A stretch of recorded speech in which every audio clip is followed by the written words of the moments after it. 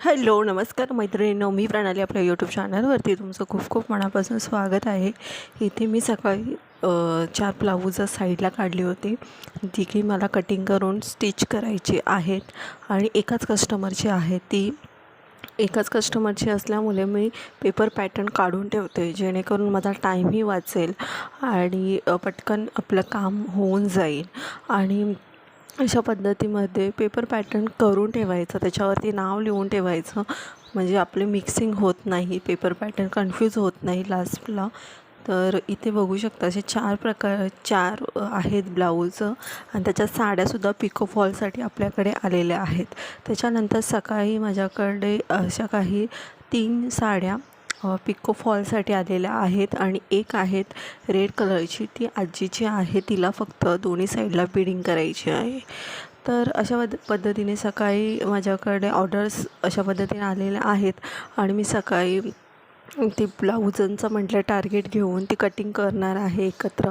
तर मी 4 ब्लाऊज एकत्र कशा पद्धतीने कट करते हे मी तुम्हाला पुढे दाखवणार आहे. आणि एकदम सोप्या पद्धतीमध्ये कटिंग करून होतात आणि झटपट होतात. तुमचासुद्धा टाईम खूप वाचेल ह्या सगळ्या गोष्टीमध्ये. इथे काही थोड्या गोष्टी मी थोड्या ऑर्डर्स दाखवते, जे काही माझ्याकडे आधीच्या ऑर्डर्स आलेल्या आहेत त्या कंप्लीट करायच्या आहेत. जसं आपल्या कामाचं नियोजन करून आपण त्या गोष्टी करणार आहोत. ॲरीवर्कसुद्धा आपल्याकडे आहे, त्याचंसुद्धा आपल्याला काम करायचं आहे. आणि ही सगळी कामं आता सीझन आहे, तर ही कामं सगळी आपल्याकडे येतच असतात. ती कामं काय आपल्याकडे थांबणार नाही आहेत, कारण की सीझन आहे सध्या.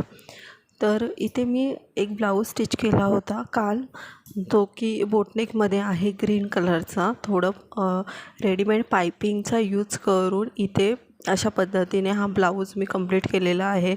बॅक साईडला बघू शकता किती सुंदर आकार असा आलेला आहे आणि नाडीचे सुद्धा 2-3 असे लटकन्स त्याच्याने बॅक साईडला अजून अट्रॅक्टिव्ह दिसते. आणि हाताला बाहुबली बाहीसारखं एकदम फुगा, आणि कपडा याचा खूप जास्त कडक होता, त्याच्यामुळे ह्याला काही जास्त करायची गरज नाही पडली, कारण की कपडा एकदम कडक असल्यामुळे त्याला पफ येण्याचे चान्स लवकर असतात. फ्रंट साईडला प्रिन्स कट आहे आणि ह्यालासुद्धा बघू शकता कशा पद्धतीने पफ आलेला आहे. ह्याला हात सिलाई वगैरे केले की हे काम पूर्ण हा ब्लाऊज कंप्लीट होऊन जाईल. ह्या कस्टमरला ही लग्नासाठी ब्लाऊज घालायचा होता आणि फायनली हा माझा ब्लाऊज कंप्लीट झालेला आहे. तर ह्याची शिलाई मी 350 रुपये कस्टमरकडून घेणार आहे.